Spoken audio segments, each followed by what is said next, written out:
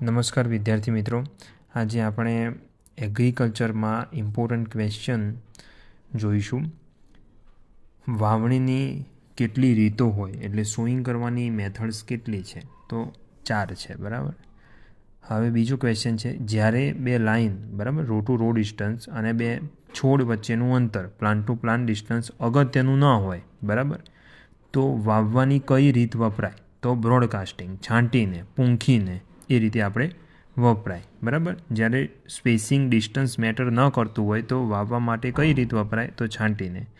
બે હાર વચ્ચે ચોક્કસ અંતર જાળવવાનું હોય ત્યારે વાવણીની કઈ રીત વપરાય? તો ઓરીને બરાબર, ડિબલિંગ કરીને વાવવાનું. કઈ વાવણીમાં બીજનો બગાડ વધારે થાય? તો પૂંખીને. જ્યાં બ્રોડકાસ્ટિંગ કરતા હોય ત્યાં સીડનો વધારે બગાડ થાય. કયા પાકને બીજ ના હોય? તો જે આદુ જેવા પાકો છે, તો ઘણા બધા પાક છે જેને બીજ ના હોય, બટાકા છે, શેરડી છે. પછી વનસ્પતિમાં મુખ્ય તત્વો કેટલા? બરાબર, તો વનસ્પતિનો મુખ્ય તત્વો જે છે બરાબર પ્રાઇમરી એ છે 3 NPK. વનસ્પતિની વૃદ્ધિ માટે કયું તત્વ અગત્યનું છે? તો નાઇટ્રોજન અગત્યનું છે. પછી કયા તત્વની ખામીથી છોડ નબળો અને ફીકો દેખાય? બરાબર, છોડ પ્રોપર એનું એ ગ્રોથ ન થાય તો નાઇટ્રોજન. વનસ્પતિના કોષ જે છે, સેલ છે, એના ડિવિઝન માટે કયું તત્વ બહુ જ જરૂરી છે? તો સેલ ડિવિઝન માટે છે ફોસ્ફરસ.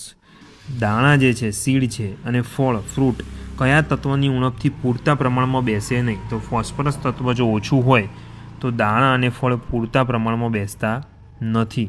વનસ્પતિના રક્ષણ માટે કયું તત્વ જરૂર છે? એસેન્શિયલ એલિમેન્ટ જ છે આ બધા, અને એક ક્વોલિટી ન્યુટ્રિયન્ટ કહી શકાય વનસ્પતિના રક્ષણ માટે બરાબર. એ કયું તત્વ જરૂરી છે? તો પોટાશ. કયા વર્ગના પાકને વધુ પોટાશ જોઈએ? તો જે કંદમૂળ વર્ગના પાકો છે એને વધારે પ્રમાણમાં પોટાશ જોઈતો હોય છે. કયું તત્વ વનસ્પતિના પાંદડામાં રહેલ લીલા કણ બનાવવામાં અગત્યનો ભાગ ભજવે છે? તો એક એવું તત્વ છે જે વનસ્પતિમાં હરિત કણ ક્લોરોફિલ બનાવવામાં અગત્યનો ભાગ ભજવે, તો મેગ્નેશિયમ છે. કઈ ખેડ કરવાથી છોડના થોડા ઘણા મૂળ જે છે એ કપાઈ જાય? તો આંતરખેડ કરતા હોય એટલે છોડના થોડા ઘણા મૂળ જે છે એ ડેમેજ થવાની શક્યતાઓ રહે છે. પાક ઊંચો થઈ જાય ત્યારે બેલીને બદલે કયું ઓજાર ચલાવવું જોઈએ? તો બેલીને બદલે એકલિયું જામનું જે ઓજાર આવતું હોય છે એ ચલાવવાનું છે.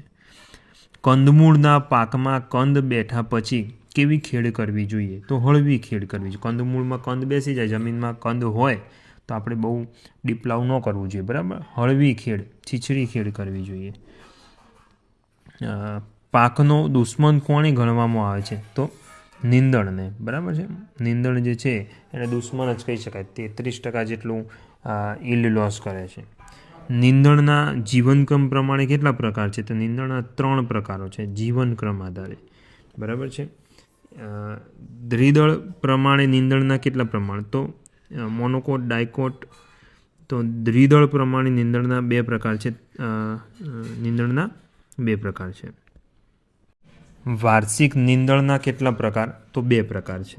વાર્ષિક નીંદણના 2 પ્રકાર છે. દ્વિદળ પ્રમાણે નીંદણના કેટલા પ્રકાર છે? તો 3 પ્રકાર છે. 2 નહીં આવે, એમાં 3 આવશે બરાબર. દ્વિદળ પ્રમાણે નીંદણના 3 પ્રકાર છે અને વાર્ષિક નીંદણના 2 પ્રકાર છે. કયું નીંદણ જે છે એ શાકભાજી તરીકે પણ વાપરવામાં આવે છે? તો તાંદળ જો છે, લૂણી છે બરાબર છે, આ બધું જે નીંદણ છે, ચીલ છે, આદાને શાકભાજી તરીકે પણ વાપરી શકાય. 2,4-D જે છે, 2,4-D એ હોર્મોન છે, સાથે નીંદણનાશક રસાયણ પણ છે. ખાતરના મુખ્ય કેટલા પ્રકાર? તો ખાતરના મુખ્ય 2 પ્રકાર છે. એક સેન્દ્રિય બરાબર અને એક અસેન્દ્રિય ખાતર. વનસ્પતિ અને પ્રાણીઓના અવશેષોમાંથી બનતા ખાતરોને શું કહેવાય? તો સેન્દ્રિય ખાતર કહેવાય. કયું ખાતર ખેડૂત જાતે તૈયાર કરી શકે? તો સેન્દ્રિય ખાતરો જે છે એ ખેડૂત જાતે તૈયાર કરી શકે. પાકને સેન્દ્રિય ખાતર આપવાથી કયું તત્વો મળે? તો બધા જ તત્વો મળે સેન્દ્રિય ખાતર આપવાથી. કયું ખાતર મોટા જથ્થામાં આપવું પડે? તો સેન્દ્રિય ખાતરને બહુ જ વધારે ક્વોન્ટિટીમાં આપવું પડે. કયું સેન્દ્રિય ખાતર પ્રાચીન કાળથી વપરાતું આવે છે? તો છાણિયું ખાતર. કયા pH આંકે ખાતર જે છે એ બહુ પ્રોપર રીતે ફર્મેન્ટેશન થાય? તો 7ની pH છે. કયા રંગવાળા ખાતરને ઉત્તમ ખાતર કહેવાય? તો કાળા રંગવાળા ખાતરને ઉત્તમ ખાતર કહી શકાય. સેન્દ્રિય ખાતરની જ વાત ચાલે છે. ખોળ જે છે એ કેટલા પ્રકારના હોય? તો 2 પ્રકારના. કયા વર્ગના પાક લીલા પડવાશ માટે પસંદ કરવામાં આવે છે? તો કઠોળ વર્ગના પાક જે છે ગ્રીન મેન્યુરિંગ તરીકે પસંદ કરવામાં આવે છે. પાણીમાં થતી હંસરાજ પ્રકારની વનસ્પતિ કઈ છે? તો એઝોલા. શું કરવાથી નીંદણના અવશેષો જે છે એ દટાઈ જાય? નીંદણના અવશેષો દટાય ક્યારે? ખેડ કરવાથી. ખેડના મુખ્ય કેટલા પ્રકાર? તો 2 પ્રકાર છે. ખેડના કેટલા પ્રકાર છે? 2. 20 થી 30 સેન્ટીમીટર જેટલી આપણે ખેડ કરી હોય તો એને કેવી ખેડ કહેવાય? તો ઊંડી ખેડ કહેવાય. લાકડાના હળના કેટલા પ્રકાર? હળના 2 પ્રકાર છે. બરાબર. લાકડાના હળથી કેવા પ્રકારનો ચાસ પડે? તો લાકડાના હળથી વી શેપ પડે. બરાબર છે. કયા પ્રકારની જમીનમાં વરાપ વહેલી આવી જાય? વરાપ એટલે તરત જલ્દી આવે. વરાપ ક્યારે જલ્દી આવે? તો રેતાળ જમીનમાં. બરાબર છે. લાકડાના હળમાં કયો ભાગ જમીન તોડવાનું કાર્ય કરે? તો કોષ. લોખંડના હળથી કેવી ખેડ કરી શકાય? તો ઊંડી ખેડ કરી શકાય. બીજને ઢાંકવા માટે કયું ઓજાર વપરાય છે? રપટો. દેશી વાવણીના પ્રકાર કેટલા છે? તો 4 પ્રકાર છે દેશી વાવણીના. શાકભાજીના પાકોમાં આંતરખેડ કરવા કયું ઓજાર વપરાય છે?